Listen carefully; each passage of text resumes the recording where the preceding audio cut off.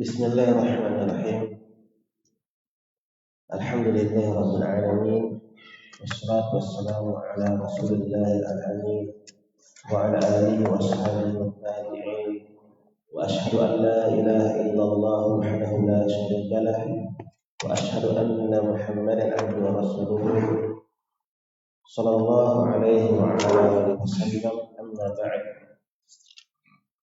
Alhamdulillah, di pagi hari ini kita kembali dimudahkan untuk melanjutkan kegiatan kita pembelajaran Al-Ulum Al-Qawaid Al-Fiqhiyah Syekh Al-Imam Abdul Rahman bin Nasir As-Sa'di rahimahullahu taala, di mana kita masuk di kaidah yang berikutnya. Nah, sebelumnya saya bertanya, misalnya contoh kasus seorang laki-laki dia menikahi dua orang wanita. Nah, jadi ada laki-laki dua istrinya. Kemudian ada seseorang wanita yang mengatakan keduanya dua istri itu sepersusuan. Dua istri itu adalah sepersusuan. Baik. Pertanyaannya, otomatis dia harus melepaskan salah satu dari keduanya, kan? Benar atau tidak? Karena saudara sepersusuan. Pertanyaannya, apakah boleh dia melakukan hubungan badan salah satu dari keduanya sebelum diceraikan satunya, dilepaskan satunya? Misalnya dia sudah tahu sudah mencapai sesuatu, tetapi masih bingung siapa yang dia mau ceraikan. Sebelum hal itu terjadi, dia ingin melakukan hubungan badan salah satu dari keduanya. Mungkin dalam hatinya ini yang saya pertahankan. Apakah boleh melakukan hubungan badan antara salah satu dari keduanya?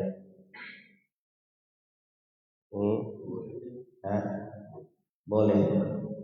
Apa alasannya? Karena istrinya. Ada jawaban lain?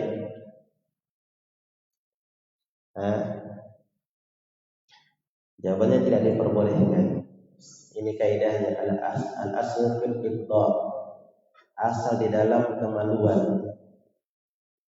Asal dalam kemaluan al-farj adalah haram. Ya kan? Sudah jelas maksudnya salah satu dari keduanya adalah haram. Tidak boleh dia gauli.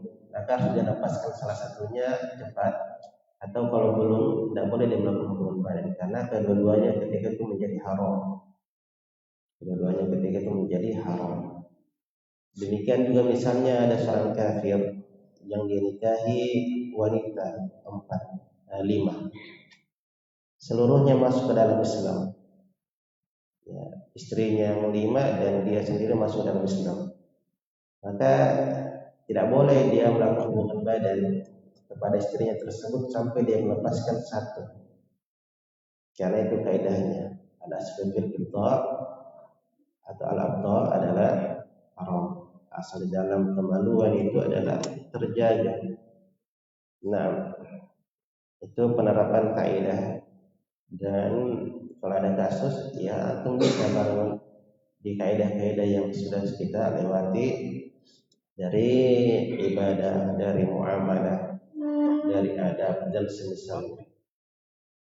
Insyaallah taala di pertemuan hari ini kita akan membawakan 4 bait syair.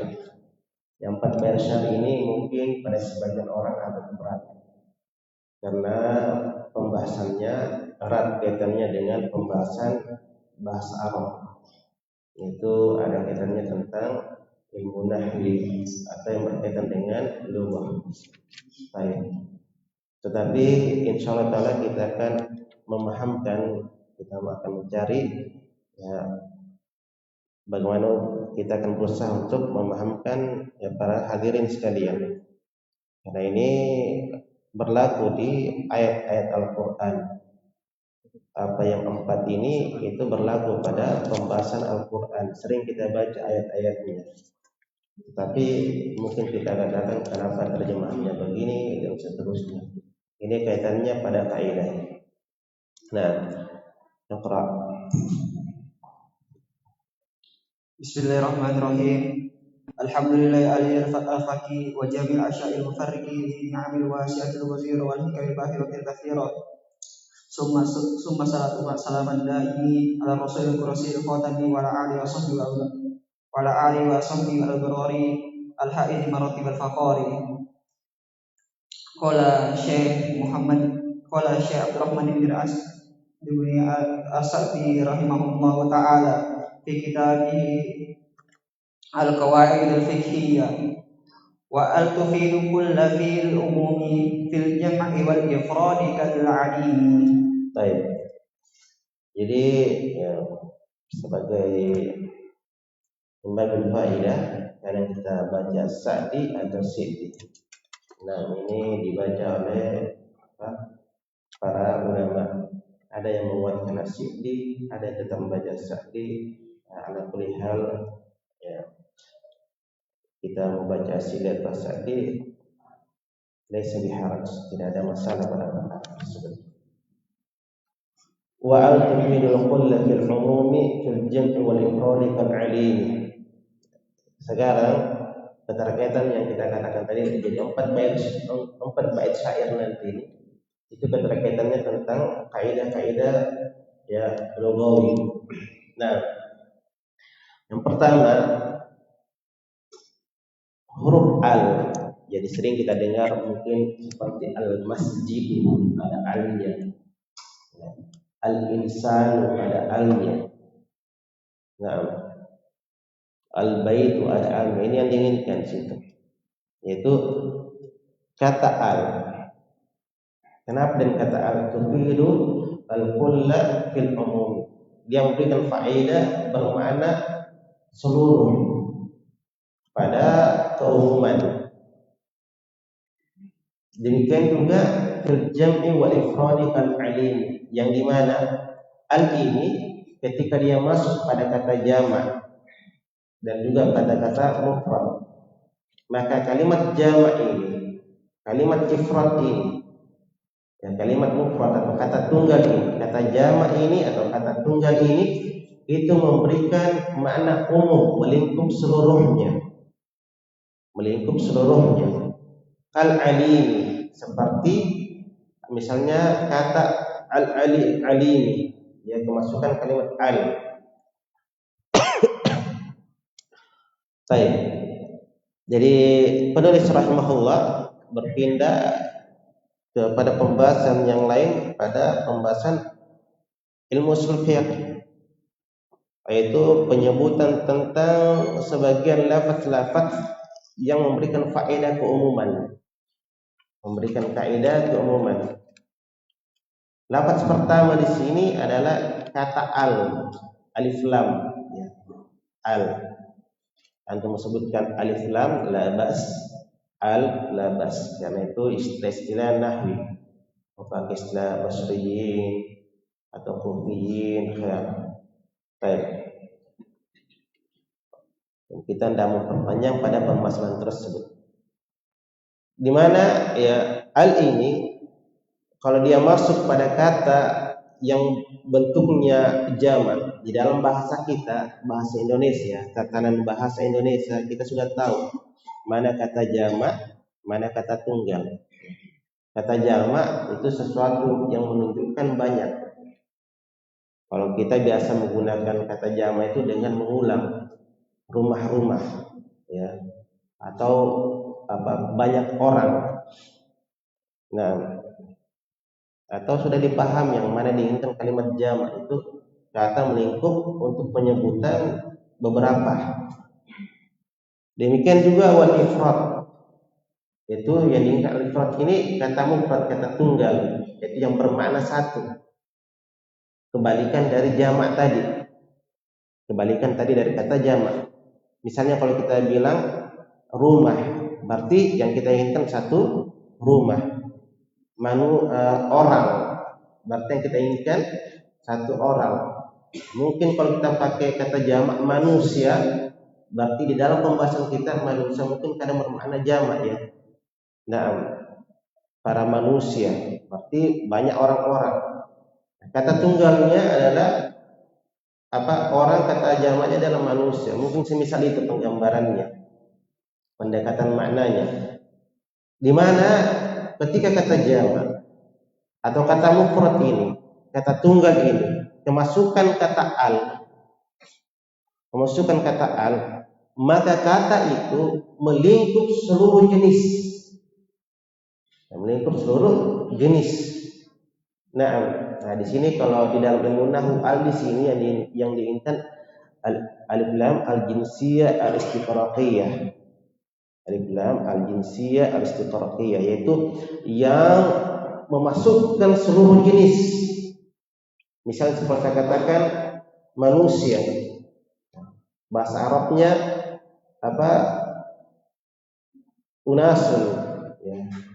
Atau bahasa Arabnya unasun kalau banyak manusia. Saya masukkan al berarti al unas. Atau an-nas ya, atau an-nas. Nah, an-nas ini kata jamaknya.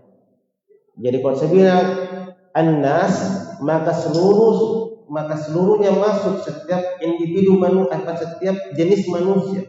Mau yang besarnya, mau yang tuanya, mau yang wanitanya, mau yang remajanya, mau yang masih gadis atau sudah menikah masuk.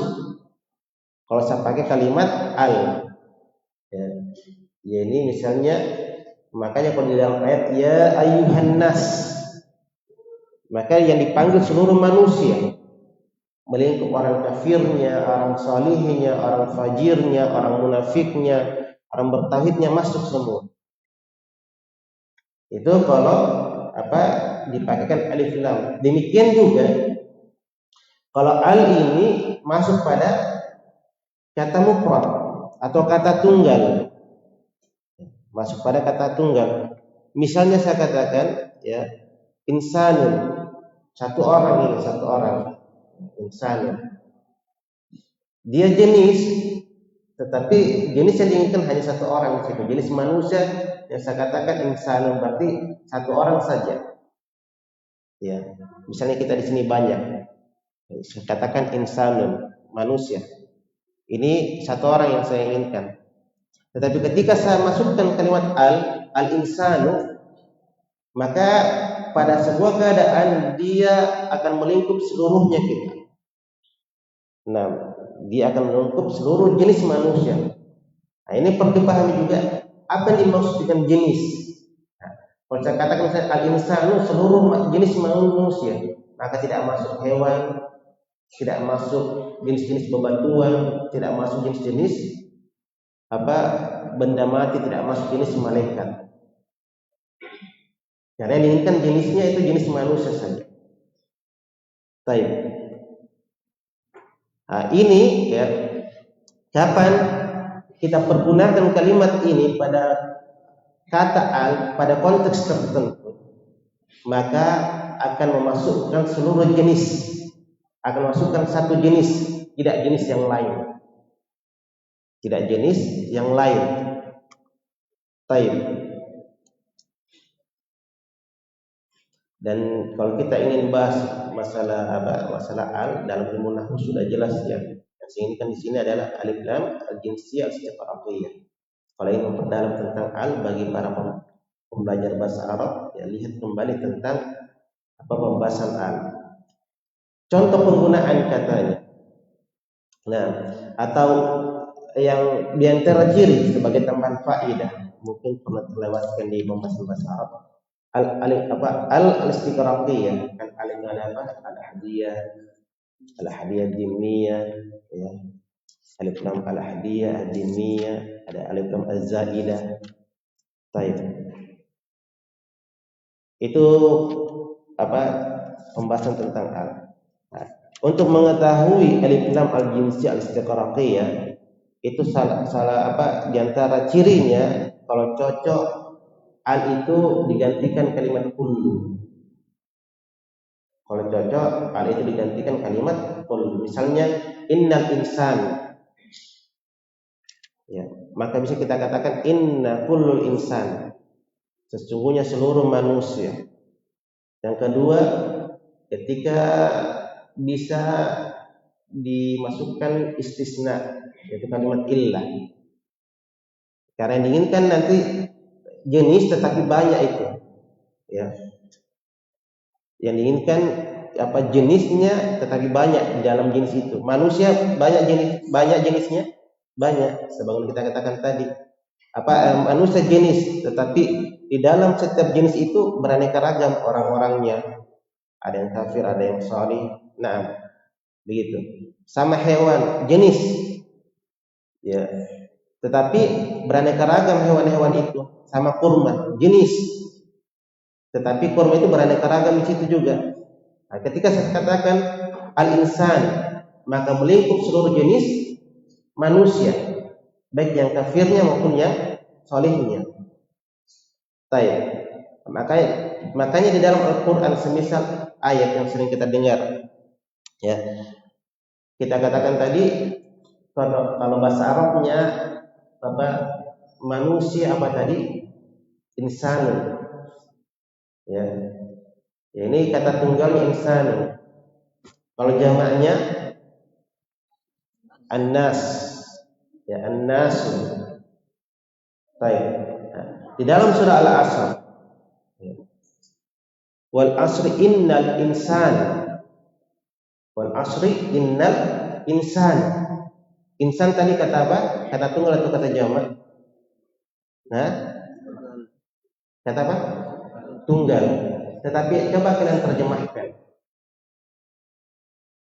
Apa kalian terjemahkan? Sesungguhnya seluruh manusia. Kok bisa kita terjemahkan seluruh manusia? Padahal maknanya tunggal. Makanya kita terjemahkan sesungguhnya satu orang manusia. Kan begitu. Kalau kita ambil kata dasar dari kalimat insan.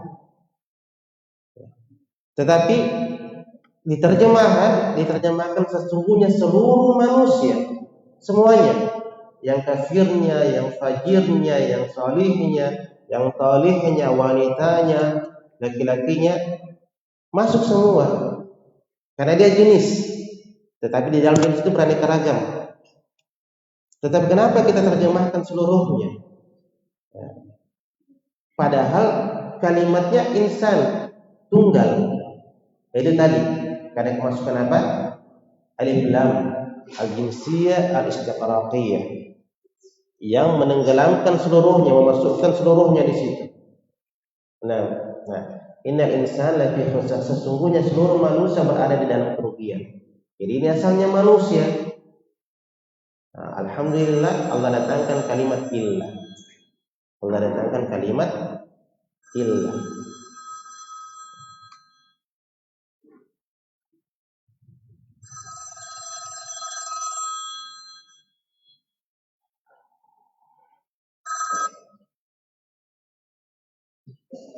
Nah,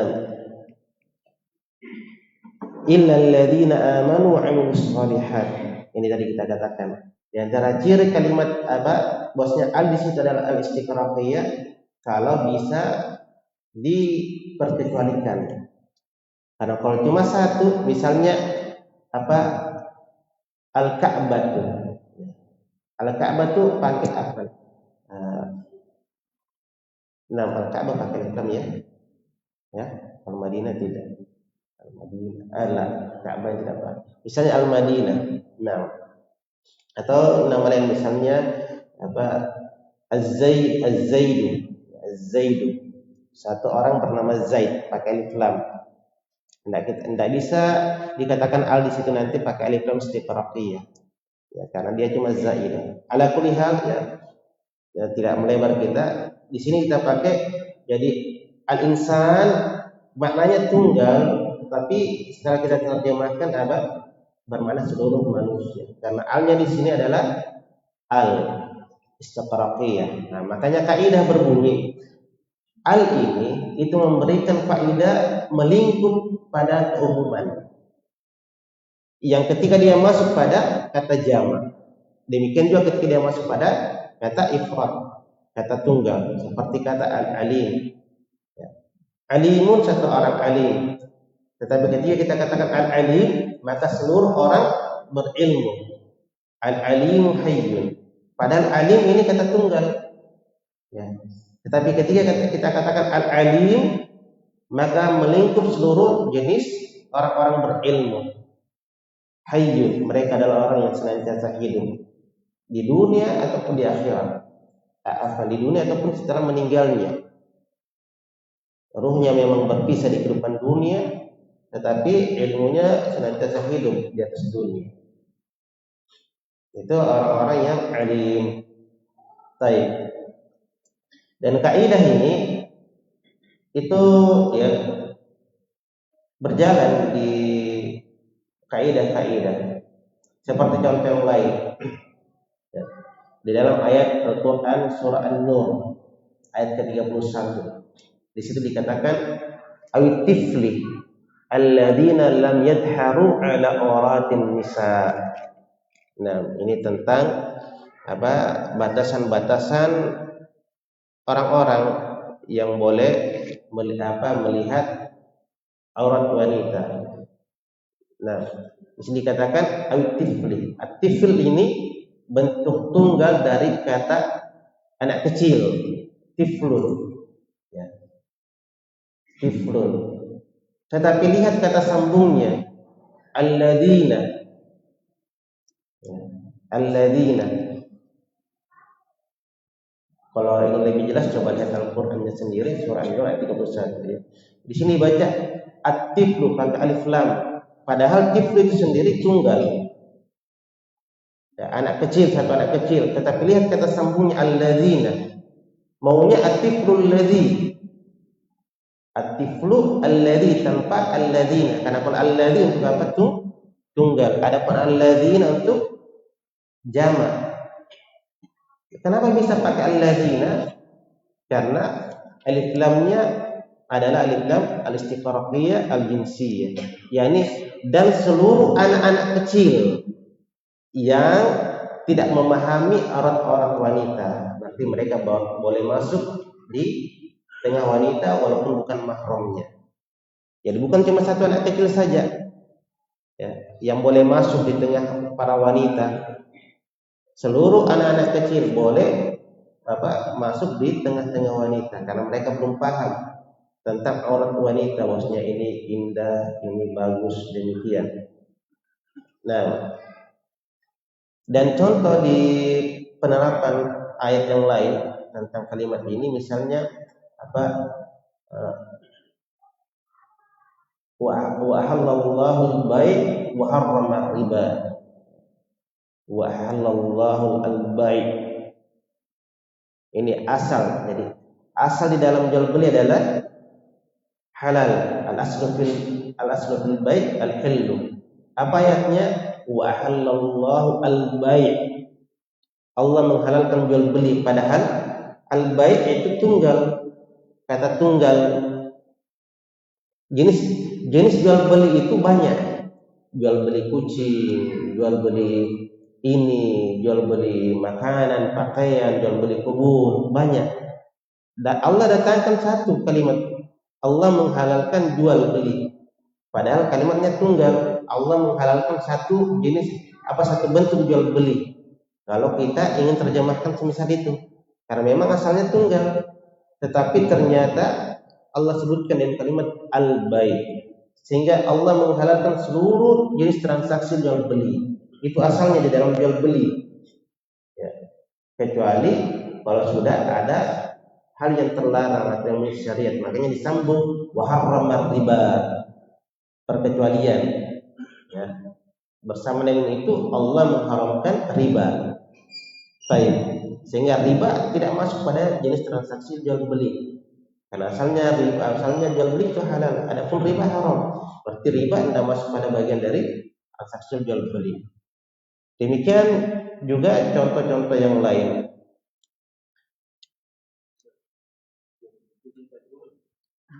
Nah, kalau kita berbicara soal itu, maka memang ada sebuah pendapat di kalangan para ulama keterkaitan hadis tentang larangan jual beli. Faedah yang saya dapatkan di ketika itu hadis itu ada keterusan di dalam sana atau ada pembicara di dalam sana. Syaikhul Rahman Al-Mar'i rahimahullah, dia salah satu ulama yang melemahkan hadis tersebut. Setelah dia teliti dan seterusnya, maka sampai pada kesimpulan boleh jual beli kucing. Nah, Allah alam.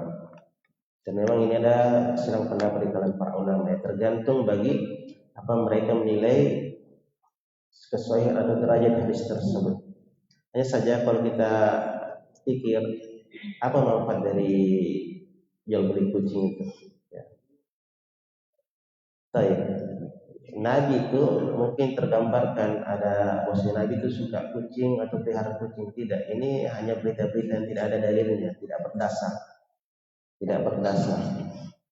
Jangan digambarkan Nabi itu apa begitu banyak kucing, ada kucing yang bernama ini, itu apa sumber yang tidak ada dasarnya.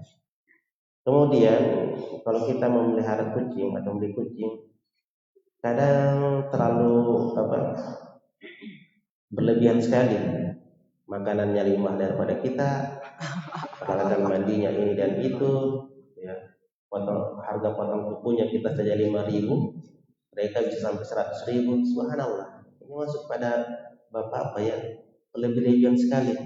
Stop. Nah, kayak hobi itu yang sewajarnya lah.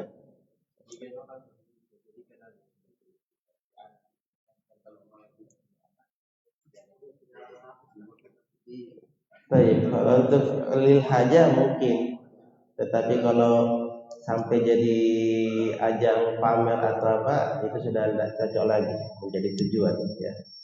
Nah, kemudian di antara apa kaidah berikutnya, nah kita cukupkan sampai di situ tentang al. Kemudian kaidah berikutnya, Qala an-nadhim rahimahullahu ta'ala wan nakiratu fi siyakin nafyi tu'til umuma aw siyakin nahyi. sekarang tentang pembahasan kedua, masih kaitan tentang bahasa Arab, ya. Jadi semoga ini memberikan motivasi kepada kita mempelajari bahasa Arab. Karena memang bahasa Arab itu secara umum bukan hanya untuk kita pakai bercakap, ya, atau kita pakai mengajar. Tidak. Inti utama di dalam mempelajari bahasa Arab itu bagaimana kita bisa memahami Al-Quran, kitab Allah, ya, hadis Nabi. Itu inti pertama. Jangan terlalu sampai tidak bisa belajar bahasa Arab karena tidak mungkin kita jadi ustaz, tidak mungkin kita jadi pengajar. Itu nilai lebih atau tujuan akhir mungkin. Yang paling pokoknya adalah dia bisa memahami bahasa Arab itu apa Al-Quran ketika dia baca Al-Quran. Kenapa bisa diterjemahkan ini dan seterusnya. Sekarang wan naqirat fi siyakin nafi tu'til umuma aw siyakin nahyi. Kata nakirah, kata-kata yang dia itu nakirah umum, ketika dia berada posisi, ya, penafian. Jadi kata nakirah yang dia datang setelah kata penafian. Demikian juga dia datang setelah kata pelarangan. Maka nakirah itu nanti akan memberikan kalimat faedah umum juga. Jadi 4 bait syair nanti semua ini akan memberikan bahwasanya dia bermakna umum, melingkup seluruhnya. Baik. Sekarang pertanyaannya, apa itu nakirah? Nah, nakirah itu huwa kullu ma dalla ala wahidin fi jinsi ghairu muayyan. Itu nakirah itu dia setiap apa yang menunjukkan atas satu, ya. Setiap apa menunjukkan atas satu pada jenisnya tetapi tidak ditentukan. Misalnya saya kasih penggambaran biar lebih masuk. Misalnya kita berjalan di luar nanti banyak rumah, ya. Rumah jenis atau bukan? Jadi banyak rumah jenis atau bukan? Jenis. Hanya rumah itu kan berkarakter, ya. Berbeda-beda bentuknya, tetapi dia jenis. Ini jenis yang dipakai untuk tempat tinggal. Ketika saya katakan kamu nanti tinggalnya di situ, saya tunjuk itu rumah. Ini nakirah apa jenis umum atau tidak? Tidak, karena saya sudah tentukan bahwasanya kamu tinggal di situ. Tetapi kalau saya katakan nanti kamu tinggal di rumah, tetapi di rumah yang mana belum ditentukan. Itu namanya apa? Nakirah, masih umum. Pada jenis tertentu tetapi masih umum, belum ditentukan. Misalnya seorang wanita, ya, seorang wanita ingin menikah. Dia datang di pondok misalnya, diajak sama orang tuanya. Di sana banyak santri misalnya. Ya, santri kan tulab kan jenis juga, rijal jenis juga. Maka nanti kamu menikah sama laki-laki itu. Ini belum nakirah namanya, belum umum karena sudah ditentukan. Tetapi kalau dikatakan kamu akan menikahi salah satu dari mereka. Jadi siapapun itu nakirah. Intinya dia kata nakirah itu adalah kata yang menunjukkan satu tetapi belum ditentukan siapa itu. Atau bahasanya masih umum. Itu benda. Rumah tetapi rumah yang mana belum ditahu. Ya, kuda. Saya memiliki 1000 atau 1 ekor saya memiliki misalnya 1000 ekor kuda. Banyak sekali. Datang seorang sahabat saya akan kasih kok 1 ekor kuda, 1 ekor kudaku. Yang mana belum ditahu. Ya, kita saya bilang saya akan berikan kamu kudaku yang itu. Maka ini bukan lagi nakirah namanya karena sudah ditentukan. Adapun nakirah masih umum. Tetapi dengan jenis yang sama. Saya ulangi tadi misalnya saya memiliki beberapa 5 rumah lah misalnya. Datang sahabat saya. Ya, saya akan kasih kau nanti rumahku. Tetapi rumah yang mana belum ditentukan. Maka itu masih umum namanya, masih nakirah. Itu namanya kata nakirah.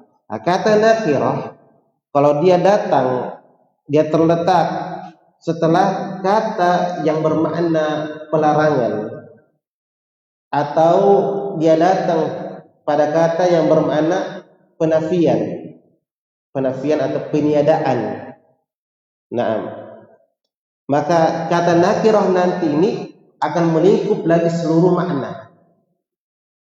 Padahal tadi jumlahnya 1 dan masih belum jelas, ya kan? Tetapi ketika dia terletak, dia datang setelah penafian atau pelarangan, maka kata nakirah nanti ini akan memberikan makna seluruhnya juga, umum juga. Ya, semuanya masuk. Misalnya tadi sahabat datang memiliki banyak rumah. Ya. Maka saya berkata, saya tidak akan kasih kau rumahku. Maka sama sekali tidak ada rumah yang saya akan kasih. Karena saya dahulukan dengan kata larangan. Paham di sini? Saya dahulukan dengan kata larangan. Saya tidak akan. Ya. Baik. Karena saya katakan kalimat larangan. Maka sama sekali tidak ada rumah yang akan saya beri. Nah, contoh yang sering mungkin kita lakukan sekarang. Baik. Allah apa artinya? Baik, bahasa Indonesianya. Satu yang diibadahi. Satu-satunya yang diibadahi. Apa kata ini? Allah kan pakai lam. Apakah katanya? Ilahun. Ini kan ilahun satu, tunggal kan? Ilahun sembahan. Nah, berarti ketika kata nakirah ini, ya, datang dengan kalimat dia terletak setelah kalimat pelarangan atau penafian, maka menunjukkan semua tidak ada sembahan. La ilaha. Ilah tadi apa kata? Tunggal dan nakirah. Ya. Jenis sembahan. Banyak sembahan? Banyak sembahan atau tidak? Banyak. Banyak sembahan. Ya. Ada sembahyang dari pohon, ada yang disalib, ada yang begini dan begitu, ada yang dari ini, dari itu, banyak. Dia jenis. Jadi sembahan itu jenis, melingkup jenis. Nah, tetapi belum ditetapkan. Misalnya kita katakan pergi kepada sembahan. Pergi kepada sembahan. Berarti apapun sembahan yang kita mau menyembah padanya boleh kan? Boleh kita pergi karena masih umum. Pergi kepada sembahan karena asalnya banyak sembahan. Itu asalnya banyak sembahan. Baik. Ketika kita katakan jangan kau pergi kepada sesembahan. Apakah bermakna boleh kita datangi satu saja sembahan? Tidak. Kenapa? Kalimat ini didahului oleh larangan. Walaupun kita tidak tekankan jangan kau pergi kepada sesembahan dari batu, dari pohon, dari manusia, walaupun tidak kita tekankan semisal itu. Kenapa? Akan terpahami dengan kalimat kata sebelumnya. Walaupun kita katakan jangan kau pergi kepada sesembahan, berarti semua melingkup sesembahan tidak boleh kita datangi. Karena dia kalimat umum ini terletak dia datang setelah kalimat penafian atau kalimat larangan nanti. Nah, inilah makna la ilaha illallah. La penafian bermakna meniadakan, tiada sembahan. Jadi asalnya tiada sembahan. Nah, asalnya tiada sembahan, maka tidak boleh kita menyembah karena tidak ada sembahan. Barulah didatangkan istisnanya, illallah, kecuali satu, yaitu Allah. Kalau tidak ada illallah, maka kita tidak akan sholat, tidak akan beribadah. Kita bebas kayak binatang, karena cuma la ilaha, menunjukkan tidak ada sembahan sama sekali. Tidak ada sembahan di dunia, tidak ada sembahan di langit. Tetapi datang kalimat illallah, barulah ditetapkan ternyata hanya cuma satu sembahan. Dari mana kita dapatkan? Ilah datang setelah kalimat penafian. Nah, itu sehingga kita paham di dalam akidah la ilaha illallah ada berapa rukunnya? 2. Apa itu? An-nafi wal itsbat. Apa nafinya? La ilaha itu dia, penafian. Jadi kita menafikan seluruh sembahan. Kenapa seluruh sembahan? Itu tadi kalimat umum ilah datang setelah kalimat penafian. Berarti kita nafikan seluruh sembahan. Baru datang isbat, menetapkan bahwasanya yang kita tetapkan hanya satu. Dari mana kita tetapkan? Karena ada kalimat istisna, illanya itu, illallah. Tetapi asalnya tidak ada sembahan. Sama kalau kita bilang sama Nata, jangan kau menikah, berarti tidak boleh kita menikah, ya kan? Kenapa? Karena datang dalam kalimat umum yang terletak setelah pelarangan.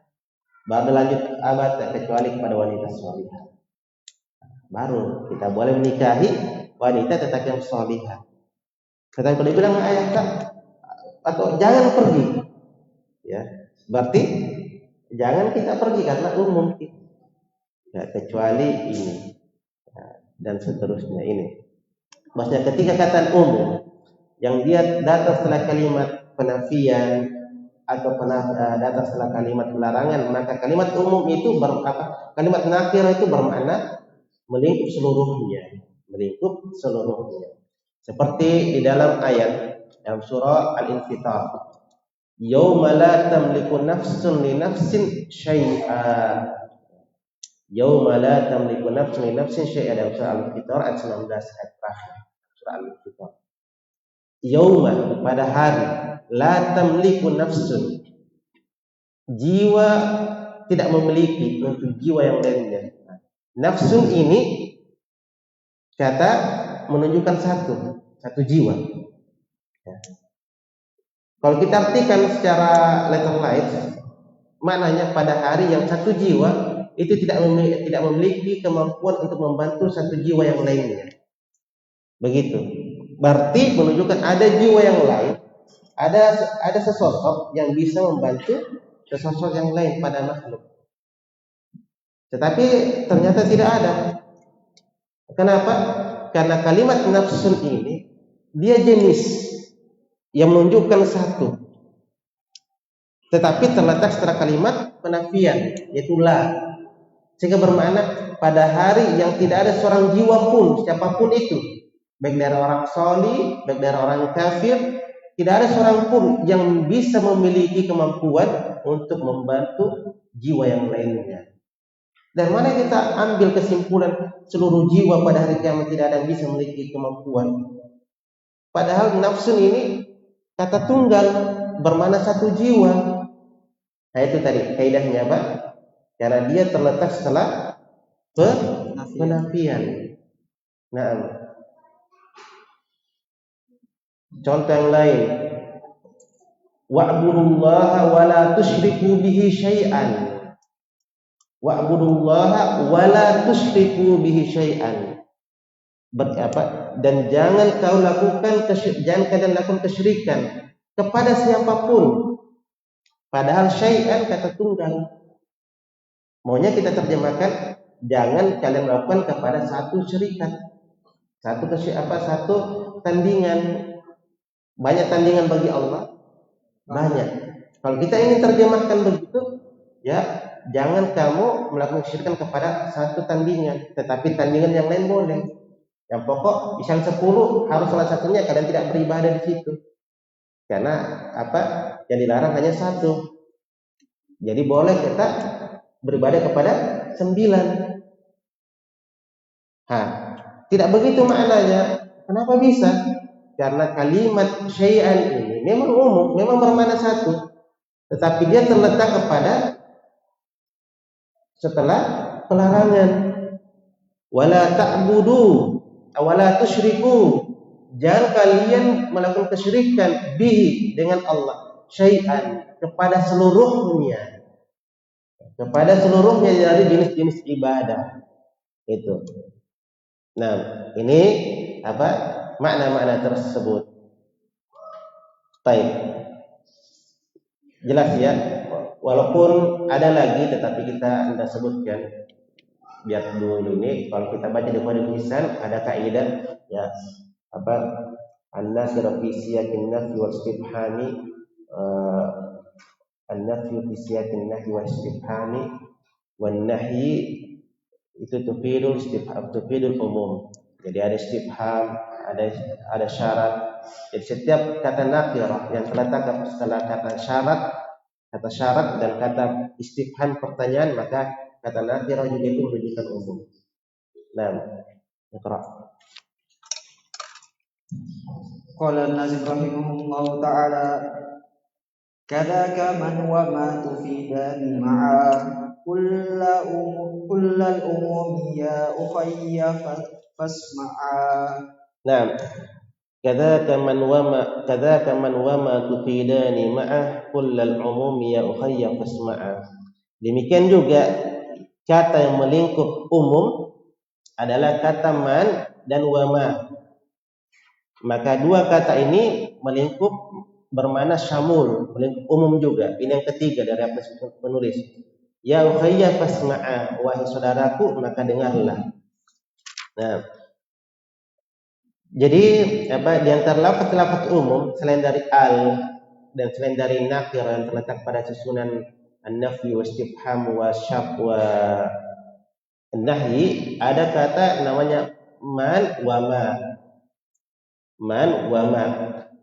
Kalau di dalam ilmu nahwu, man dan wa ma ini ada yang dia harfiyah dan ismiyah. Nah, maka diinginkan dia bermakna umum pada makna ismiyah saja. Nah. Adapun huruf maka tidak. Baik. Adapun huruf maka tidak. Yang pertama man yang bermakna syartiyah. Ini ya, man asyartiyah. Jadi man syartiyah memberikan makna umum. Semisal ayat. Kalau syartiyah itu biasanya kita datangkan siapa saja. Ya. Itu bermakna umum, atau jika saja. Itu bermakna syarat. Ya. Jika, kan jika maka, siapa saja maka. Itu semuanya Pak, kalimat awalnya syaratnya. Maka ada balasannya. Ada syarat, ada balasan. Itu kata-kata syarat. Nah, ada di dalam bahasa Arab kalimat man. Namanya man syartiyah. Man syartiyah ini memberikan makna umum, melingkup seluruh jenis. Semisal ayat faman ya'mal mithqala dzarrah. Siapa saja yang beramal semisal dzarrah. Jadi man sini man syartiyah ini siapa saja, mau laki-laki, mau perempuan, ya, mau orang kafir atau orang kafir ada pembahasan tersendiri. Nah, ala kulli hal siapa saja yang dia laki-laki atau dia wanita, dewasa atau orang tua yang dia beramal sebesar biji dzarrah khairan dari kebaikan, maka yarah, dia akan melihat. Nah, jadi man memberikan kalimat umum. Man talabal umum man salaka tariqan. Siapa saja menempuh sebuah jalan. Maka man situ man syartnya memberikan siapa saja umum. Ya. Pokoknya ada orang menempuh perjalanan menuntut ilmu masuk semua karena mannya situ man syartiyah. Yang kedua ada namanya man istifhamiyah, ya. Man istifhamiyah. Seperti man dzalladzi yuqridullaha qardan hasana. Ini siapakah yang memberikan pinjaman kepada Allah dengan pinjaman yang baik? Maka umum siapa saja. Siapakah? Baik. Kita peringkas ini, ya. Baik. Kemudian yang ketiga man al-mausul. Man al-mausul yang bermakna alladzi. Itu memberikan makna umum juga. Walillahi man fis samawati wa man fil ardi. Dan milik Allah man. Man sini tadi man mausul bermakna apa? Yang. Dan milik Allah. Apa yang ada di langit dan di bumi, apa saja yang ada di langit dan yang di bumi. Jadi seluruh ini adalah milik Allah. Kita ataupun di langit. Kenapa? Karena mannya adalah man mausul. Menunjukkan semua apa yang ada di langit dan di bumi adalah milik Allah. Baik. Demikian juga ma. Demikian juga ma. Ma itu sama ya, asyartiyah, istifhamiyah dan mausul. Itu yang memberikan makna keumuman. Kita memberikan makna keumuman. Adapun ya misalnya ma yang ada namanya ma masdariyah. Baik, itu tidak karena dia huruf. Al-akhir. Qala Nazim rahimahullah ta'ala wa mithluhu al-mufradu idh yadafu fafhamhu li tarushda ma yudafu. Baik. Wa mithluhu al-mufradu idza yudaf fafhamhu li tarushda ma yudaf. Yani dan semisalnya, maksudnya yang semisalnya bermakna umum. Lafaz yang mengandung makna keumuman adalah kata mufrad, kata tunggal. Ini tadi kita sudah jelaskan mana kata tunggal. Jika disandarkan, maka kata tunggal ini walaupun bermakna satu, ya asalnya bermakna satu, tetapi ketika dia disandarkan kepada kata yang lain, diberi syarat harus ma'rifah. Diberi syarat harus dengan kata ma'rifah. Jadi pada posisi mudhof ilaihi begitu. Ya. Maka pahamilah. Semoga Allah memberikan hidayah ya kepada petunjuk. Pahamilah pada apa yang disandarkan. Baik. Jadi misalnya contoh, untuk lebih memudahkan sebagai penutup. Jadi ada kata tunggal bermakna satu sebenarnya, tetapi ketika dia bersandar kepada sebuah kata yang beralif lam atau sekiranya kita pakai ma'rifah, maka kata tunggal ini nanti akan memberikan makna umum.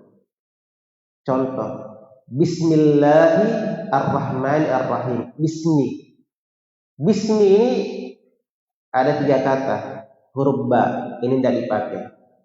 Isim ini asalnya ismun, masmuk Siapa namamu? Pertanyaan untuk satu orang. Beda kalau kita katakan manil asma'uhum, siapa nama-nama mereka? Asma kata jamak. Tetapi ketika kita bertanya masmu, siapa ismu? Satu orang. Siapa namamu? Yani pertanyaan untuk kepada satu orang, menunjukkan ismu atau ismun itu apa? Kata tunggal. Nah, Allah kata kata yang beralif lam. Allah ini bersandar kepada ismu. Ya, Allah bersandar kepada ismu atau isim ini dia bersandar kepada kalimat kata Allah. Bismillah. Baik. Kalau kita terjemahkan, mungkin penerjemahannya ini ya artinya mungkin dalam metode peringkasan dengan menyebut nama Allah. Tetapi kalau kaidah ini memberikan makna dengan menyebut seluruh nama Allah. Ya, bukan cuma sekedar Allah disebut, tetapi masuk dengan menyebut nama Allah, Ar-Razzaq, Ar-Rahman, Al-Quddus, seluruh nama Allah. Kenapa bisa kita ambil kaidah kita menerjemahkan itu? Karena kata tunggal, kata mufrad, ismun bersandar kepada kata yang beralif lam. Kalau lebih tinggi nanti bersandar kepada kata ma'rifah. Maka walaupun satu di nama Allah disebut, tetapi hakikatnya yang diinginkan seluruh nama Allah. Paham di situ? Ya pahamilah. Baik. Hanya ini kaidah ya diperselisihkan oleh para ulama tentang apakah sahih kaidah ini apakah benar penerapannya atau tidak. Nah, dari sisi mana? Karena akan merembet kepada permasalahan. Misalnya ada orang ya, 4 istrinya. Ada orang 4 istrinya. Dia berkata, zaujati taliqatun. Ya. Istriku adalah tertalak. Mau taliqah kan satu jemaahnya satu yang tertalak. Tetapi kalimat zaujati, zauju atau zaujatun, satu orang istri kan? Satu orang istri kan? Kalau azwaj sebanyak istri. Tetapi zaujatun ini disandarkan kepada ya mutakallim yang dia adalah salah satu kalimat ma'rifah atau ibaratnya pakai alif lam. Nah, kalau kita pakai kaidah ini, berapa istrinya dia talak? Seluruhnya. Karena walaupun satu dia sebut, tetapi karena dia sandarkan kepada ma'rifah, berarti seluruh istrinya tertalak. Nah ini. Makanya sebagian para ulama memandang ini kaidah ya senang pendapat, ada yang menerapkannya, ada yang tidak menerapkannya. Semisal ayat wa in ta'uddu nikmatallah. Nikmah kalimat apa? Mufrad, tunggal, disandarkan kepada apa? Allah. Kalau kita terjemahkan, kalau sekiranya kalian menghitung seluruh nikmat Allah, kenapa bisa kita terjemahkan itu? Karena kata tunggal disandarkan kepada Allah. Jadi seluruh nikmat disebut, ya kan? Dihitung-hitung. La tuhsuha, kalian tidak akan mampu. Nah, jadi dipakai penerapan itu. Yang membantah kaidah ini dia katakan tidak. Nikmah memang mufrad, tetapi dia terletak dia kalimat nakiran terletak di setelah syartiyah. Wa in ta'uddu, jika. Berarti nikmah itu lingkup hukum. Ya. Fahima man fahima wa jahila man jahila. Baik. Insyaallah taala ya besok kita lanjut kaidah bukan di pembahasan tidak ada terkaitan lagi dengan lugah insyaallah taala. Sudah umum. Tetapi itu tadi 4 ini kaidah yang masyaallah itu sangat enak kalau kita paham. Wallahu ta'ala alam, ilahuna walhamdulillahirabbil alamin.